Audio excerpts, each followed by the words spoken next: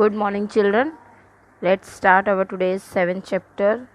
Last हमने जो chapter देखा था वो ऑलरेडी आई थिंक आपको एकदम क्लियरली समझ में आया होगा, जो कि चैप्टर का नाम क्या था हमारा, form of organisation of business part 2 था। आज जो चैप्टर हम स्टार्ट करेंगे वो है पब्लिक सेक्टर,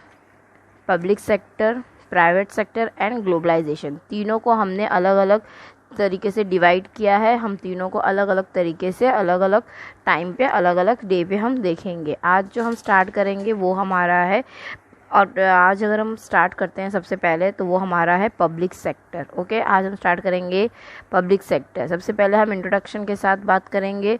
तो अगर इंट्रोडक्शन की अगर हम बात करते हैं तो after independent India has adopted the mixed economy. Independent आज़ादी मिलने के बाद इंडिया ने क्या किया था, मिक्स्ड इकोनॉमिक अप्लाई किया था, due to which there is a coexistence, जिसके वजह से कोएग्जिस्टेंट हुआ था किसके, पब्लिक और प्राइवेट एंटरप्राइज में, दोनों के बीच में सुलह हुई थी। In a private sector business, in the private sector, अगर हम प्राइवेट सेक्टर की बात करते हैं, the ownership rest on individual और a group of individual. Private sector में क्या है, ओनरशिप होता है या इंडिविजुअल होता है या ग्रुप ऑफ इंडिविजुअल जो होता है उसको हम बोलते हैं private sector. The unit whose ownership management and control rest on the hand, मतलब जहाँ पे दूसरा यूनिट जो होता है जहाँ का पूरा मैनेजमेंट या कुछ भी जो कंट्रोल दूसरे के हाथ में होता है, मतलब गवर्नमेंट के हाथ में होता है, तो वो होता है पब्लिक। प्राइवेट में क्या होता है, एक ओनर होता है जो खुद देखता है, और यहाँ पे पब्लिकली क्या होता है, जो दूसरे के मतलब गवर्नमेंट जिसका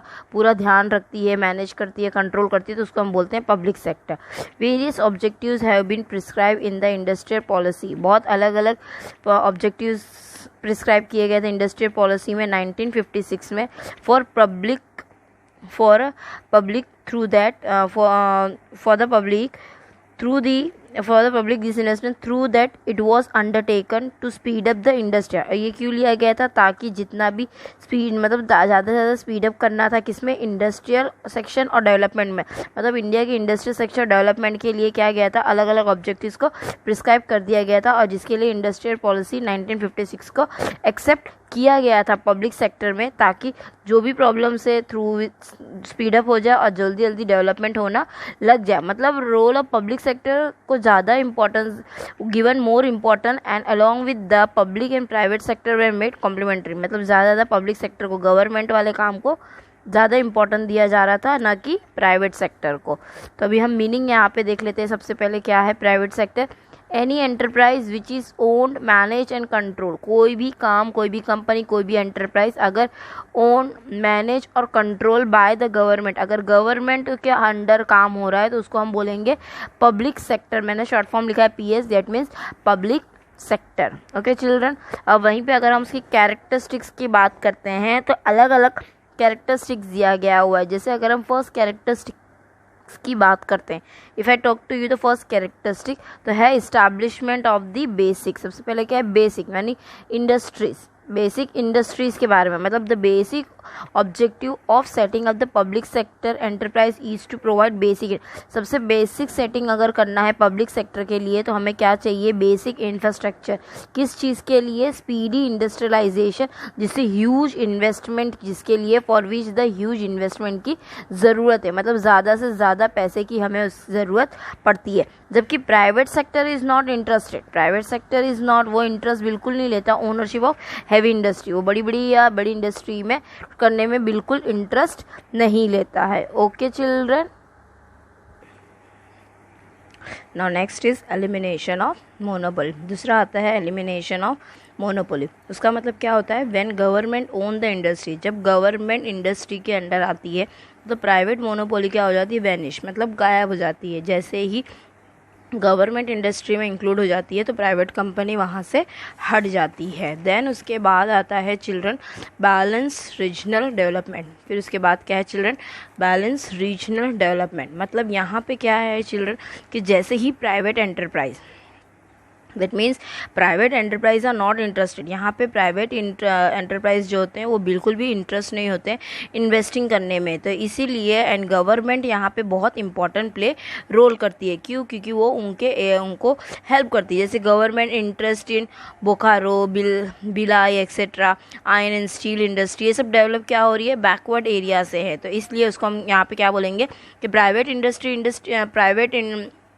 एंटरप्राइज जो होती है वो इंटरेस्ट नहीं लेती है, तो उस सॉरी तो उसी की जगह पे गवर्नमेंट इंक्लूड होकर उनको सपोर्ट करती है। ऑब्जेक्टिव्स ऑफ सोशल वेलफेयर के बाद आता है children objectives of social welfare. Generally the objective of private sector का क्या यहाँ पे प्राइवेट सेक्टर की अगर हम बात करते हैं ना, पब्लिक के कंपेयर करेंगे, तो प्राइवेट सेक्टर का मेन मोटिव क्या रहता है? ज़्यादा से ज़्यादा प्रॉफिट जमा करना। जबकि पब्लिक सेक्टर का एम क्या है कि सोशल वेलफेयर, मतलब साथ ही साथ दूसरे भी काम, दूसरों को भी हेल्प करे, दूसरों की भी सारी नीड्स पूरी हो अलॉन्ग विद द प्रॉफिट। मतलब खुद का भी प्रॉफिट देखेंगे और दूसरों के बारे में भी सोचते हैं। Low level of profit, public sector provide service, जो भी पब्लिक सेक्टर जो भी सर्विस प्रोवाइड करती है बहुत ही लो लेवल की होती है। मतलब इन अर्ली ईयर पहले पब्लिक सेक्टर क्या करती थी? लॉस इंकर्ड करती थी, लेकिन गवर्नमेंट हैज़ एक्सेप्टेड, लेकिन गवर्नमेंट फिर भी उसको एक्सेप्ट करती थी। और जैसे ही 1991 के बाद पॉलिसी चेंज हुआ, lead to an expectation that public sector should also earn, लेकिन उसके बाद गवर्नमेंट भी ये सोचा कि पब्लिक सेक्टर को भी कुछ ना कुछ तो प्रॉफिट मिलनी चाहिए, वो नॉर्मल प्रॉफिट उसे भी मिलना चाहिए। फिर उसके बाद आया maintenance of the national interest. फिर उसके बाद public sector is more suited for the protection of the national, वो ज़्यादा से ज़्यादा किस पे ध्यान रख रही थी? नेशनल इंटरेस्ट के लिए। जैसे कि अगर एग्जाम्पल करते हैं, कोई भी फॉर एग्जाम्पल अगर दूँ प्रोडक्शन ऑफ डिफेंस इक्विपमेंट, अभी कोई भी डिफेंस इक्विपमेंट चाहिए खुद के बचाव के लिए, अगर हमें कोई भी इक्विपमेंट चाहिए था, वो किसकी वजह से कहाँ से मिल जाता था? उनको गवर्नमेंट के थ्रू। तो एक तरीके से वो नेशनल इंटरेस्ट हो गया। फिर generation of employment opportunity, generation of developing country. अब हमारा इंडिया क्या है चिल्ड्रन? डेवलपिंग कंट्री है, which is highly populated, should have priority, इसलिए बहुत ही हाईली पॉपुलेटेड है, इसलिए उसे सारी प्रायोरिटी मिलनी चाहिए। किसके रिलेटेड? एम्प्लॉयमेंट जनरेशन के लिए। When investment of public sector increase, जब पब्लिक सेक्टर का इन्वेस्टमेंट बढ़ता है, related to industry also develop, and जिसकी वजह से एम्प्लॉयमेंट की अपॉर्चुनिटी ज़्यादा से ज़्यादा बढ़ जाती है। Increase in economic development of the country, अब हर कंट्री चाहती है ना कि उस कंट्री की इकोनॉमिक वेल्थ क्या हो जाए? डेवलप्ड हो। तो इसलिए यहाँ पे पब्लिक सेक्टर जो होता है वो फर्दर मतलब इंपॉर्टेंट रोल करता है फर्दर इंडस्ट्रियलाइजेशन के लिए। दिस विल फर्दर, जिसके वजह से इकोनॉमिक डेवलपमेंट और जल्दी से जल्दी अच्छा इंप्रूवमेंट होता है। सोशल एंड इकोनॉमिक जस्टिस, यहाँ पे जो मैनेजमेंट होता है पब्लिक सेक्टर का, यहाँ पे जो मैनेजमेंट है पब्लिक सेक्टर का वो किसके हाथ में है? पूरा गवर्नमेंट के हाथ में। इसलिए यहाँ पे जो भी पॉलिसी गवर्नमेंट में इम्प्लीमेंट करती है वो एसेंशियल पॉलिसी करती है, ताकि सभी के साथ इक्वली जस्टिस हो। ऐसा नहीं हो कि किसी को कुछ ज़्यादा मिले या किसी को कम जॉब मिले या किसी को सिक्योरिटी नहीं। गवर्नमेंट के हाथ में, इसलिए सबको इक्वल अपॉर्चुनिटी मिलती है, मतलब किसी के साथ अनजस्टिस नहीं होता है। Ideal wages and the facilities of for employ as an ownership, अब यहाँ पे जैसे ही कहा है कि ओनरशिप ऑफ पब्लिक सेक्टर किसके हाथ में है? गवर्नमेंट के लिए। तो दे पे द डिसेंट वेजेस, तो इसीलिए वो क्या करते हैं? अपने हिसाब से वेजेस किसको पे करते हैं? वर्कर को। मतलब ये क्या है? बेटर फैसिलिटी की, ताकि अच्छी से अच्छी फैसिलिटी एम्प्लॉय को मिल सके। किसके कंपेयर में? प्राइवेट सेक्टर के कंपेयर में। और ताकि कोई भी इंसान भूखा भी न रहे और सभी को अच्छी एक जॉब मिल सके। तो this way the characteristics of public sector. Now we will see the nature of public sector. If I talk to you regarding the nature of public sector, they are divided into three parts: government department, public corporation, and government company. All these three natures are having their own character, which we'll be studying right now with the difference point. So let's first start with the government department. If I talk to you children, government department, अगर मैं government department की बात करती हूँ आपसे, तो government always handle its various functions to different department. Government अपने सारे काम अलग अलग डिपार्टमेंट को, मतलब अलग अलग काम अलग अलग लोगों के साथ मिलके वो काम करता है। Any public sector manage by the government, और अगर कोई भी पब्लिक सेक्टर गवर्नमेंट के थ्रू मैनेज होता है तो वो क्या कहलाता है? गवर्नमेंट डिपार्टमेंट कहलाता है। Government department are either manage by central या फिर स्टेट, मे बी गवर्नमेंट का डिपार्टमेंट किसके थ्रू मैनेज होता है, या तो सेंट्रल या तो state, and hence rules and regulations of central and state government ही एप्लीकेबल होते हैं। अब गवर्नमेंट डिपार्टमेंट अगर सेंट्रल गवर्नमेंट को अंडर है तो उसके रूल्स फॉलो करेगा, स्टेट गवर्नमेंट के अंडर है तो वो उसके रूल्स फॉलो करेगा। Okay children, now let's move to the characteristics of, अगर हम कैरेक्टरिस्टिक्स की बात करते हैं, if I talk to you the characteristics of government department, the first क्या है हमारे पास, फाइनेंशियल एलोकेशन, मतलब यहाँ पे गवर्नमेंट डिपार्टमेंट को फाइनेंशियल एलोकेशन किसके थ्रू मिलता है, गवर्नमेंट के पास जो बजट होता है, जो भी इनकम डिपॉजिट होती है गवर्नमेंट के पास, वो उससे उस पैसे से फाइनेंशियली हेल्प करती है पब्लिक सेक्टर को। मेंटेनेंस ऑफ द अकाउंट, यहाँ पे जो भी मेंटेनेंस होता है अकाउंट्स का गवर्नमेंट डिपार्टमेंट देखती है, मतलब इन रिस्पेक्टिव, मतलब जो भी है ऑडिट का काम है या जो कंपनी का जो भी काम होता है वो कौन देखता है, CAG, मतलब the comptroller and the auditor general, मतलब ऑडिट करने वाला। एक बुक ऑफ अकाउंट हर सबकी बनती है, वैसे ही अपॉइंटमेंट ऑफ एम्प्लॉय, अगर हम अपॉइंटमेंट की बात करते हैं तो एम्प्लॉय ऑफ गवर्नमेंट डिपार्टमेंट के जो भी एम्प्लॉयज़ है वो are consider as a government employ, जो भी उनके साथ काम करेगा उन्हें गवर्नमेंट एम्प्लॉय कहेंगे। हेंस उनके अपॉइंटमेंट और उनका जो सर्विस कंडीशन होता है सेम एज होता है जैसे कि दूसरे गवर्नमेंट एम्प्लॉय का होता है। गवर्नमेंट मैनेजमेंट एंड कंट्रोल, जो भी the manage of government department और एंड कंट्रोल इज डायरेक्टली किसके थ्रू होता है, मिनिस्टर कंसर्न या सिविल सर्विस ऑफिसर जो होता है, जो गवर्नमेंट ऑफिसर होता है या जो गवर्नमेंट मिनिस्टर जो होता है उनसे ही कंसर्न होकर सारा मैनेज और कंट्रोल देखा जाता है। रिस्पॉन्सिबिलिटी, अब अगर मैं रिस्पॉन्सिबिलिटी की बात करूँ चिल्ड्रन, तो सारी रिस्पॉन्सिबिलिटी, ऑल द रिस्पॉन्सिबिलिटी किसके ऊपर डिपेंड हो जाती है, डिपार्टमेंटल मिनिस्टर। अब चाहे वो डायरेक्टली अकाउंट ऑफ पार्लियामेंट से हो या लेजिस्लेटिव से, पूरा किसके ऊपर चला जाएगा, डिपार्टमेंटल मिनिस्टर के ऊपर। ओके चिल्ड्रन, तो this was the related to the government department. Now let's move to the public corporation. If I talk to you the public corporation which comes into existence through the special act, ये एक through एक special act के through आया हुआ था, either the parliament और the may be या तो पार्लियामेंट के थ्रू या तो लेजिस्लेटिव।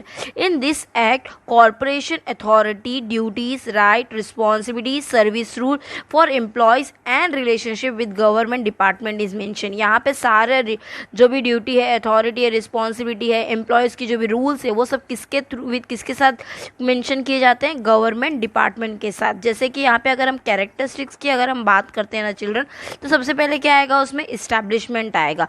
तो अगर हमें इस्टेब्लिश या मैनेज करना है पब्लिक कॉर्पोरेशन तो special act of either may be special act के थ्रू, जैसे कि या तो पार्लियामेंट या तो लेजिस्लेटिव, मतलब यहाँ पे उनका all objectives, power, responsibility, special facility सब किसके थ्रू हो जाता है, एक मे बी पार्लियामेंट या फिर लेजिस्लेटिव असेंबली के थ्रू। ओनरशिप, यहाँ पे ownership is either may be central या स्टेट गवर्नमेंट के थ्रू होगा या फिर दोनों के थ्रू होगा, और यहाँ पे गवर्नमेंट डिसाइड करेगी कि उनकी फाइनेंशियल रिस्पॉन्सिबिलिटी और प्रॉफिट शेयरिंग कितना होगा। मतलब जो भी बर्डन ऑफ, जो भी लॉस का, जो भी उनके ऊपर जो बर्डन है, मतलब नुकसान का होगा, वो किसके पास नेचुरली किसके थ्रू बॉर्न हो रहा है, वो गवर्नमेंट के through. Capital accumulation through the government, capital accumulation मतलब जो भी गवर्नमेंट उनको पैसा देती है, they can also borrow capital, वो इवन गवर्नमेंट से बोरो कर सकते हैं या फिर पब्लिक से, जितना उनको जब उनको ज़रूरत हो। सेपरेट आइडेंटिटी, अब पब्लिक कॉर्पोरेशन के पास अपनी खुद की अलग से आइडेंटिटी होती है ताकि वो अपने सारे facility, all the facility structures like any other company के साथ कंपेयर करे। मैनेजरल ऑटोनॉमी, यहाँ पे ओनरशिप ऑफ पब्लिक कॉर्पोरेशन किसके ऊपर थ्रू है, गवर्नमेंट के। Still it has a complete autonomy, तो भी उसके पास पूरा कंप्लीट ऑटोनॉमी है। The minister does not interfere, जो मिनिस्टर होता है गवर्नमेंट, वो उनके हर रोज के एक्टिविटी में दखल या इंटरफेयर नहीं कर सकता। उनके पास फ्रीडम है, द कॉर्पोरेशन के पास इतना फ्रीडम है कि वो अपना डिसीजन खुद ले सकते हैं और उस पर इम्प्लीमेंट कर सकते हैं।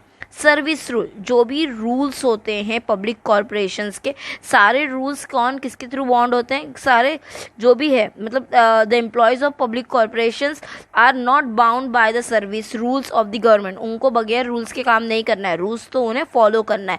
जो भी रूल है, the job rules of employees of corporation है या कंसर्न विद कॉर्पोरेशन है, सब किसके ऊपर एम्प्लॉय विल हैव टू, उनको अकॉर्डिंग टू द रूल्स उनको उसके हिसाब से ड्यूटी करनी पड़ेगी। अगर टाइम है, गवर्नमेंट ऑफिसर है, कोई मैनेजर है, कुछ भी अगर कुछ नोटिस देता है तो उनको उसको फॉलो करना पड़ता है। मैनेजमेंट थ्रू BOD, BOD मतलब बोर्ड ऑफ डायरेक्टर।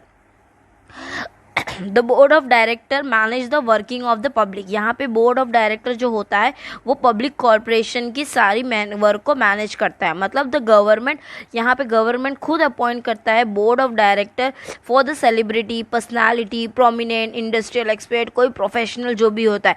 और बोर्ड ऑफ डायरेक्टर क्या करता है, इस चीज़ का ध्यान रखता है कि कोई भी पॉलिसी ख़राब ना हो, कोई भी पॉलिसी डिसीजन के रिलेटेड सब अच्छे से ध्यान रखता है। प्लस जो भी director, managing director is responsible, उसके ऊपर रिस्पॉन्सिबल ही है कि वो कोई भी पॉलिसी अगर इम्प्लीमेंट कर रहा है तो उसका भी ध्यान कौन देखेगा, board of director. Answerable to parliament, अगर कुछ भी बात है तो आंसर किसको देना पड़ेगा इनको, पार्लियामेंट या फिर लेजिस्लेटिव असेंबली। मतलब कोई भी रिपोर्ट है उनको सबमिट करना पड़ेगा।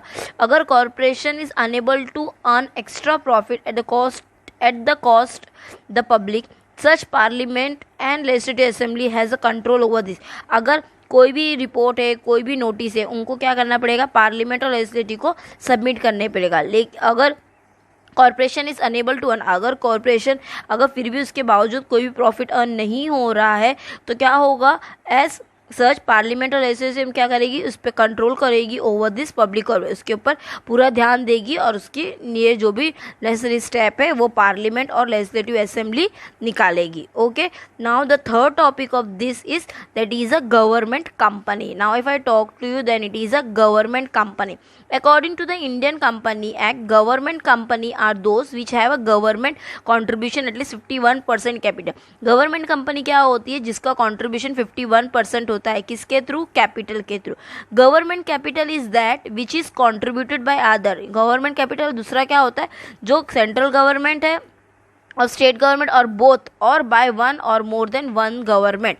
गवर्नमेंट कंपनी वही होती है या तो सेंट्रल या तो स्टेट या फिर दोनों या फिर उससे भी ज़्यादा। तो वहीं पे अगर हम उसकी कैरेक्टरिस्टिक्स की बात करते हैं, if I talk to you regarding the characteristics of it, सबसे पहले आता है इस्टेब्लिशमेंट। अब company are set up according to, अब कंपनी क्या है, according to Indian company act के हिसाब से वो सेटअप करेगी। सेकेंड आता है कैपिटल।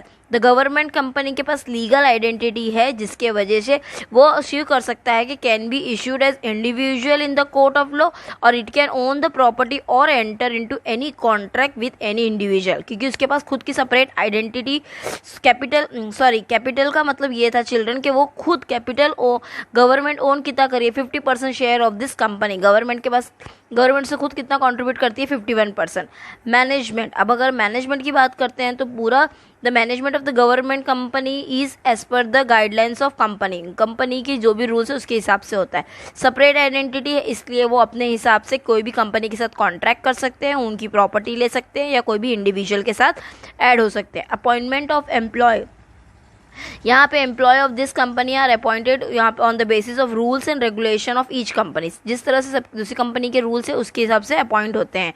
बोर्ड ऑफ डायरेक्टर, अब यहाँ पे अगर मेंबर हमें ऐड करना है बोर्ड ऑफ डायरेक्टर में तो वो कौन करता है, गवर्नमेंट करता है।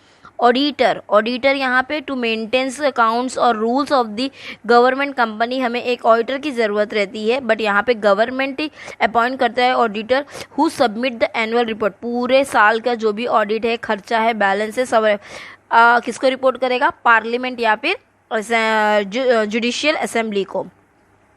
अरेंजमेंट ऑफ कैपिटल, अगर पैसे की ज़रूरत है, हमें और ज़्यादा शेयर के, तो प्राइवेट शेयर, तो government capital from the share issues to the government and private shareholders as per the requirement it can say। और वो चाहे तो अपने पूरे शेयर प्राइवेट इंडिविजुअल को भी शेयर कर सकते हैं जितना उनको रिक्वायरमेंट है। पॉलिसी डिसीजन, अब यहाँ पे पॉलिसी डिसीजन कंपनी लेती है, गवर्नमेंट कंपनी है, तो इसलिए कोई भी अगर डिसीजन लेना है तो गवर्नमेंट कंपनी के रिस्पेक्टिव मिनिस्टर ले सकते हैं। ओके चिल्ड्रन, तो this was the related to the government company. वहीं पे अगर हम बात करते हैं तो कुछ चेंजेस भी आए थे children. There were some changes which came to the public sector. If I talk to you तो 1991 में जैसे ही लिबरलाइजेशन, प्राइवेटाइजेशन और ग्लोबलाइजेशन एडप्ट हुआ पब्लिक सेक्टर में, तो कुछ चेंजेस लाए गए। जैसे कि पब्लिक सेक्टर ने क्या किया, प्राइवेट सेक्टर के साथ कम्पीट किया, क्योंकि मोर इम्पोर्टेंस गिवन क्योंकि ज़्यादा इंपॉर्टेंस किसको मिल रहा था, प्रॉफिट को मिल रहा था। तो पब्लिक सेक्टर यूनिट क्या कर रही थी, कंटिन्यू लॉस जा रही थी। स्टार्टेड मेकिंग स्ट्रक्चर चेंजेस लाने सोचे। पब्लिक यूनिट्स को बहुत सी ऐसी पब्लिक यूनिट्स थी जिनको उन्होंने क्लोज किया। अपने इक्विटी शेयर्स और पब्लिक सेक्टर्स को उन्होंने क्या कर दिया, generally given to the general public, sold कर दिया प्राइवेट सेक्टर्स को। बहुत government appointment various committee to make the unproductive public sector, मतलब बहुत सी चीज़ों को जो ज़रूरत नहीं थी गवर्नमेंट ने उसको भी हटाया। मतलब बहुत सारी चीज़ों को यहाँ पे पब्लिक सेक्टर ने क्या किया, चेंजेस लाने के बारे में सोचा, क्योंकि कंटिन्यूस लॉस हो रहा था तो उनको भी प्रॉफिट चाहिए था, हमेशा उनको लो प्रॉफिट हो रहा था लेकिन लो क्राइटेरिया में। तो उससे से प्रॉफिट करने के लिए उन्होंने बहुत सारे चेंजेस लाने के लिए सोचे। और पब्लिक सेक्टर ने बहुत सारे इंफ्रास्ट्रक्चर भी प्रोड्यूस किए, necessary raw material, service, 5 year plan also उन्होंने बनाया, सब कुछ किया। लेकिन कहीं ना कहीं कुछ वजह से उन्होंने क्या सोचा कि अभी हमें चेंजेस लाना चाहिए। ओके चिल्ड्रन, आई होप आज का सेक्शन आपको क्लियरली समझ में आया होगा। ओके चिल्ड्रन, नेक्स्ट टॉपिक है हमारा प्राइवेट सेक्टर, जो कि हम कल देखेंगे। आई होप आज का सेक्शन क्लियरली आपको क्लियर हो गया होगा। Thank you.